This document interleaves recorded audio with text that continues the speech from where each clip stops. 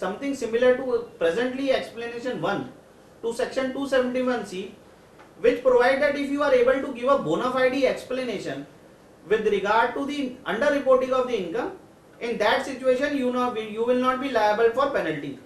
Now, what is important to consider over here or keep in mind is that this provision regarding my giving a bona fide explanation is only applicable for underreporting of income. In case of misreporting of income, even if I give a bona fide explanation, I would still be liable for penalty under the proposed newly inserted sections. Now the rates of levy of penalty is also different, and there is a substantial difference between the two. In case of underreporting of income, the penalty will be leviable at the rate of 50% of the tax payable, which is almost half of the present lower limit of penalty. But in case of misreporting of income, the penalty will be 200% of the tax payable. So this will be quite substantial in case the assessing officer holds that there is some income which he has taxed, which is actually on account of misreporting of income, that may entail a penalty of 200% of the tax payable. Now, there are some of the issues, and before the issues, there is a provision for immunity. It's kind of a automatic immunity from penalty and prosecution. Now, they propose to insert a new section called 270AA, which provides that supposedly today the assessing officer makes an assessment and there are certain underreported incomes and he makes certain adjustments on account of underreported income. Then I can make an application to the assessing officer that I am ready to pay tax and interest which is determined as pursuant to the assessment order, and I will not file any appeal against that assessment order. In that situation, the assessing officer will grant us immunity from penalty and prosecution. So this is a welcome amendment, but it needs to be keep in mind that this is applicable only in case of underreporting of income. This is not applicable in case of misreporting of income. Now, some of the issues which we have tried to highlight in our comments and observation portion is whether imposition of minimum penalty at the rate of 50% is mandatory. Now, according to us, you see the penalty is never automatic, because if we analyze the provisions of penalty, every penalty provision starts with the phrase may. So the assessing officer may levy so and so penalty. So which actually leads to a distinction within the assessing officer. In case there is a technically breach or because of which there is misreporting or underreporting of income, the assessing officer may not levy penalty. So it's a discretionary power which is given to the assessing officer. But once he ultimately initiates the penalty and decides to impose the penalty, then the quantum of penalty is fixed. So he will have to necessarily levy penalty at 50% of tax payable or 200% of tax payable. So the levy as such is mandatory, the initiation as such is discretionary, but once he exercises that discretion, the quantum of imposition of penalty is fixed. Now the second issue which arises is whether imposition of penalty would be mandatory even where there is a bona fide dispute regarding investment made outside the books of accounts or expenditure being substantiated. So I give an example. I claim an expenditure, there is a bona fide dispute whether I am able to substantiate that or not. Now my bona fide explanation is applicable only for underreporting of income. It is not applicable for misreporting of income. But technically, because of the criteria which I will lay down, if I fail to substantiate my expenditure with evidence, it is automatically treated as misreporting of income. And therefore, it will necessarily entail a penalty of 200% of the tax payable, which appears to be quite harsh. There can be dispute with regard to investment. So, I may say that I have not made any investment over and above the investment which is recorded in my books of accounts. The assessing officer may ultimately hold that no, the investment which you have recorded by your books of accounts is lower than what is actually invested by you. There may be a bona fide dispute with regard to that. Now that will automatically be treated as misreporting of income and entail a penalty of 200% of the tax payable, which again appears to be quite harsh because there is no concept of bona fide explanation which has been built into this provision. Now the third issue which arises is the concept of satisfaction. The present provisions requires the assessing officer to record his satisfaction in the assessment order before initiating the penalty proceedings, and only thereafter he can issue the penalty notice. And this satisfaction is subject to judicial scrutiny in the sense that if the ultimately the authority feels, if the higher authority, the appellate authority feels that proper satisfaction has not been recorded, the penalty initiation itself will be without jurisdiction. Now there is no such concept of satisfaction which has been provided in the proposed penalty provisions, and he is not required to record any satisfaction. Now the corresponding issue or the connected issue which arises is, how would then the limitation be considered for the purpose of levy of penalty? Because if we see section 275, which lays down the time limits for passing a penalty order, is that you have to levy penalty within a prescribed period from the date of initiation of penalty. Now the satisfaction is not required to be recorded, but the penalty is still required to be initiated. So what probably would mean going forward is that he would simply have to write that I am initiating penalty under this so and so section for so and so default, and that would automatically result in him conferring of jurisdiction on the assessing officer to impose the penalty under a particular section. But does he not have to specify the charge? Yeah, Misreporting or underreporting? In fact, the complexity here would arise. First of all, he will have to specify the charge, whether it is misreporting of income or underreporting of income. This is for the reason that if I want to avail of the penalty, the immunity from penalty, I need to know whether the charge against me is for underreporting or misreporting. So that has to be specified in the order. But the incidental issue which arises is, supposingly in the order there are two adjustments. One is on account of misreporting and other account of underreporting. Whether I can go for immunity for at least for underreporting of that income, that's an issue which is open, because the requirement is that I don't file an appeal. So can I say that I am not appealing on a particular ground in my grounds of appeal, but I will file an appeal on the so-called alleged misreported income. So this is an issue which on which there is no clarity in the proposed amendment. And then an issue arises whether I can file repeated applications for immunity year after year if there is underreporting of income. To us, there appears to be no such limitation that I cannot file it repeatedly. So yes, you can file a repeated application before the authorities for immunity. Then last is the whether order rejecting application for immunity is appealable. Now this power has been conferred on the assessing officer, and at the same time it is provided that the order passed by the assessing officer denying the immunity will be final and conclusive. So the only officer is provided that the order passed by the assessing officer denying the immunity will be final and conclusive. So the only alternative available in case I want to appeal against, or in case I want to challenge that rejection order, would be to file a writ petition in the High Court.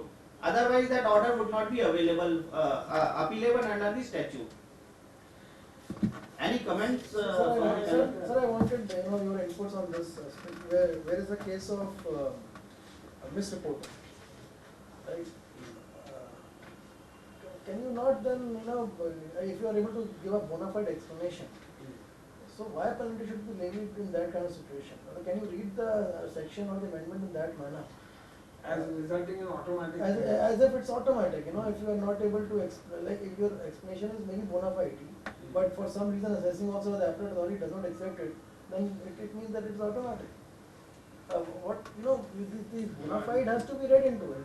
How can you say that only in the case of underreporting, I would apply this bona fide, like the explanation regarding bona fide, but not otherwise. Because when we are talking about penalties, we are talking about bona fides. Yes. Isn't it?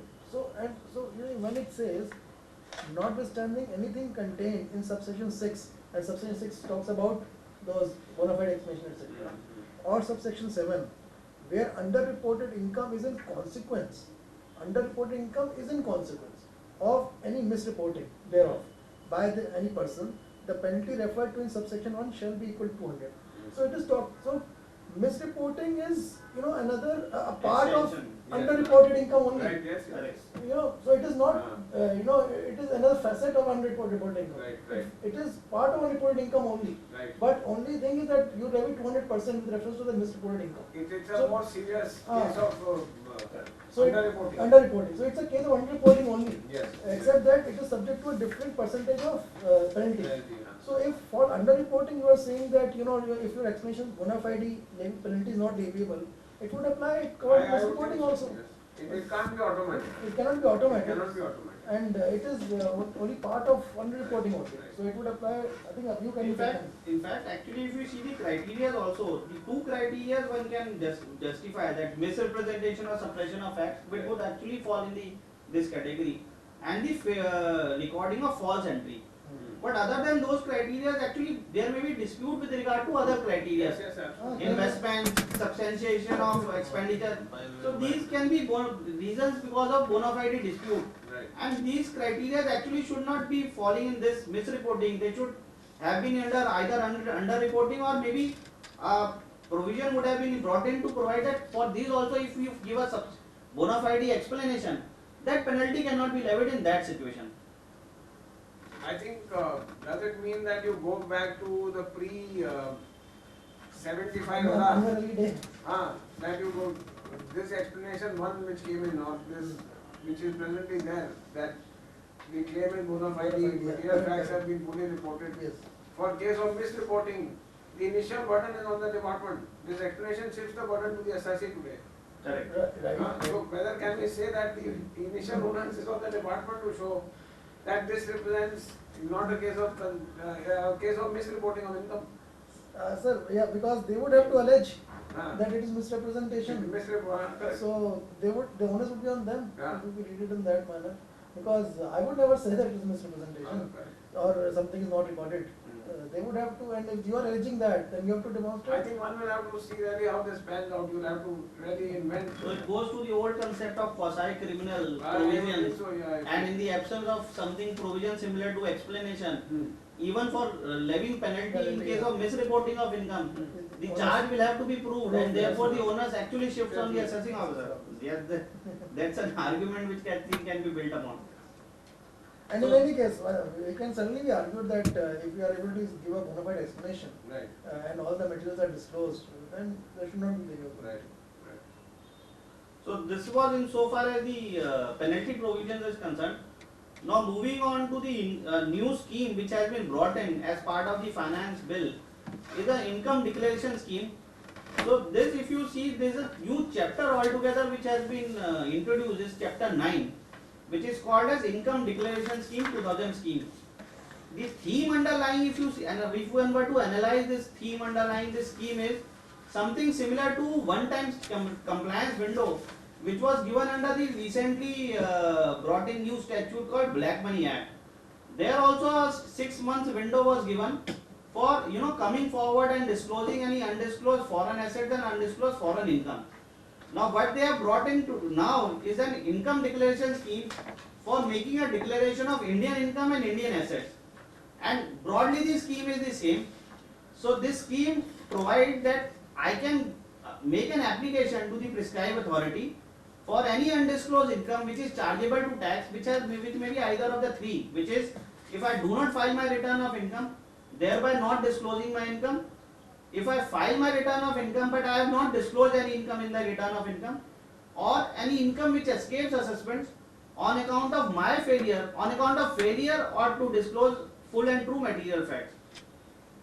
Now, this scheme, the salient features of this scheme is that this will be operative from 1st June 2016 to 30th September 2016. The scheme covers both undisclosed income and undisclosed assets which are chargeable to tax up to assessment year 2016-17. So prior to 2016-17 or up to 2016-17, I can make an application and disclose my income. Now this is important. The third bullet, it says undisclosed income would be chargeable to tax at its fair market value as on 1/6/2016 to be determined in the prescribed manner. Now what will happen is, supposingly you have an investment, say an house property, which you have not disclosed for the purpose of the tax, for the purpose of the act. you may have acquired it 3 years prior to the 3 years earlier at say cost of rupees 10 lakhs, but today the fair market value of that asset is supposedly 20 lakhs. You will have to pay tax on 20 lakhs under the new scheme, not on the cost which you actually invested in that scheme. And surprisingly, there is no corresponding provision to substitute your cost with the fair market value of that asset, which is brought to tax under the income declaration scheme. Now, this is something, in fact, if you see the Black Money Act, there also the undisclosed foreign asset was brought to tax at its fair market value as on the threshold date. But there was a corresponding section which said that the value at which it is taxed under the one-time tax compliance window would be deemed to be the cost for the future purposes of the calculation of his capital gains, which is actually missing in the income declaration scheme. But I think on a parity of reasoning, you can take that. I think that that probably has been missed out, and they will include that or maybe come out with that clarification. Now, there is no specific date which has been specified in the scheme as such for payment of tax, interest and penalty which is required to be paid under the scheme. But as per the speech of the finance minister, a 2 months window will be given for you to make payment of the tax, interest and penalty. Then the undisclosed asset which you are going to disclose under this scheme will not be treated as a Benami transaction under the Benami Transaction Prohibition Act. So basically you get that immunity from that Benami Transaction Prohibition Act, and importantly you are also not liable to wealth tax on the declared assets. In a way, if you see, it's not an exemption from wealth tax in the sense, because once they are taxing you on the fair market value of the asset, so indirectly they have taxed you on the wealth which has increased over the period of time. Now the scheme requires the declarant to make a payment of 45% of the undisclosed income, which has basically three components. 30% is the income tax, 25% of tax, which actually translates into 77.5% of income, is a cess called Krishi Kalyan cess, and 25% of tax, which also translates into 7.5% of income, would be the penalty which would be payable. So 45% of undisclosed income would be payable by a declarant.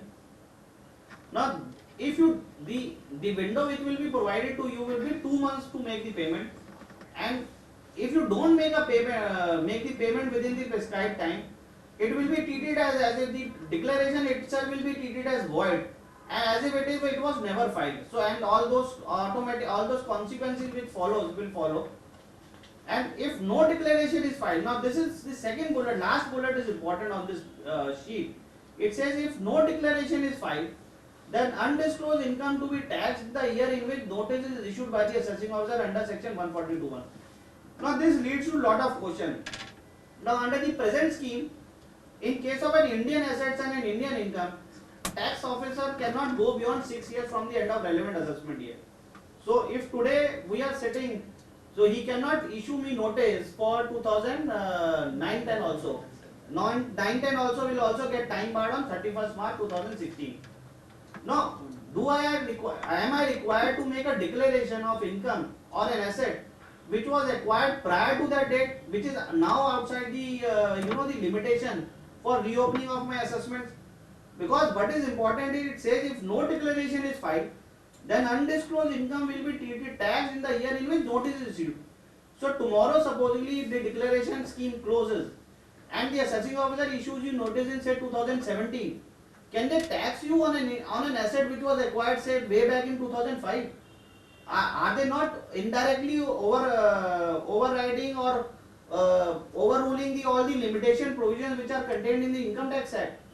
Any thoughts? I don't think you can, if so long as you can show the nexus between the investment made in 2005 and your income in that year, that it was out of undisclosed income of that year, I don't think it can be brought to tax in 2017. In case of property transactions, it will be easy. This is a scheme to enable declaration. Correct. To give you immunity. It can't impose a fresh charge. No, but it says this. Now, if you see sir further, it is similar to the Black Money Act that if you don't make a declaration in a certain time frame, then the government could impose taxes under that act.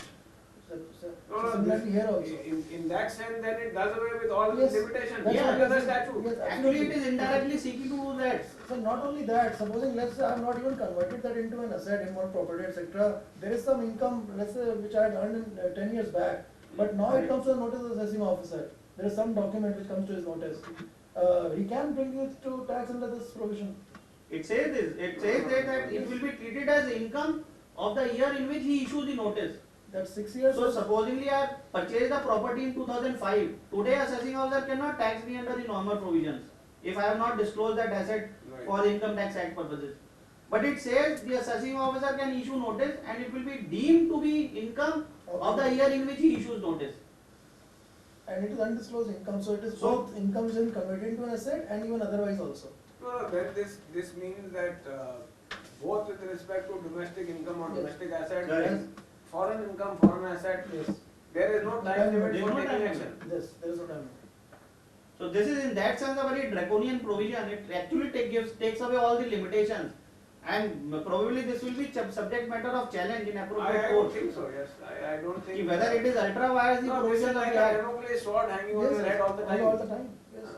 There is no time limit. There is no time limit as such. In fact, it goes further. It says the scheme not these are the cases where the scheme would not be applicable. It says that where notices have already been issued, that those persons in whose cases notices have already been issued, they cannot go in the scheme. In case where there is a search and seizure which has taken place or a survey taken place, they cannot go into the scheme. Undisclosed foreign assets and foreign income, they cannot. Where the information is received under DTA and the cases are covered under the Prevention of Corruption Act, Indian Penal Code also, they are barred from making a declaration under the scheme. No, but does it mean that when you talk about 142 and 148, does it mean that notices are live, or it also They will means have to be adhered to the time limit. I don't think it lifts the bar of limitation. yes?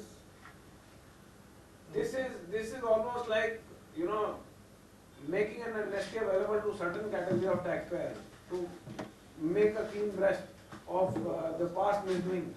In But it fact- can't impose a fresh tax. It can't lift the bar of limitation to say that. In fact, it also says that if you make a declaration and you don't, and you fail to pay the taxes, That's under all right. that, so that will be deemed to be income of the year in which you filed a declaration. No, see, you have made an admission. Now it may be admission for an earlier period. Now you have decided to come clean, you have made an admission, but you have not paid the taxes. Now in that situation, the law presumes it to be or assumes it to be income of the year in which you made the declaration. Correct. Now this, But and there of course you have to pay tax, interest and penalty. No, Here but we are- are looking at a case where somebody does not make a declaration and tomorrow you Yeah, find yes, that he has an yes. asset which he acquired in 2005. Yes. in fact, the language specifically says if you don't file a declaration and the assessing then in the year in which the assessing officer issues the notice, it will be deemed to be income of the year in which the assessing officer issues notice. It says this. So someone will have to actually challenge this provision to say that you can't lift the limitations Yes, you can't. indirectly by bringing in a scheme and saying that if you don't come with a declaration, Right. we will treat it as income of the year in which. I would think so. But then they would say that is part of the income. This is not part of the Income Tax Act. So This is part of the income tax. No, it is This is not. a chapter, new chapter yeah. altogether which has been introduced. No, This is it is not part chapter of 9. Not of the Income Tax Act. This But it says is a separate scheme. It's part of the Finance Act, Finance Bill. So This is a chapter 9 of the bill. Finance Bill. It is not part of the Income Tax Act. And also, Rohit, one issue is that where the assessments already closed. Let's say there was a 143 assessment or 148 assessment in the past, and no such income was disclosed and no such income was unearthed or taxed. In What that hap- situation in you that- can. How? Because it says On your under failure, assessed no, income. on your failure to. No, No, what it's it not. what it says is, Income escapes because of the failure. There is a specific clause. You are admitting that I earned this income but I failed to disclose. It's your failure. That will get covered. Where which you can escape go ahead and was- file a no, declaration. I don't file a declaration, right? Assessment was made in my case in the past under 143 No, he or can only 148. reopen under 148 or if there is a search under But 148. there is a which escapes assessment on account of failure to disclose. No, he's saying he's not coming forward with the declaration. I'm not informed of that declaration. I'm saying that you go to that slide where you talked about 143 notice, 148, Yes. etc. Where notice has already been issued, you cannot file a No, declaration. what I'm talking about is it that where the notices are pending, or it also covers a case where pursuant to the notice issued, assessment was done.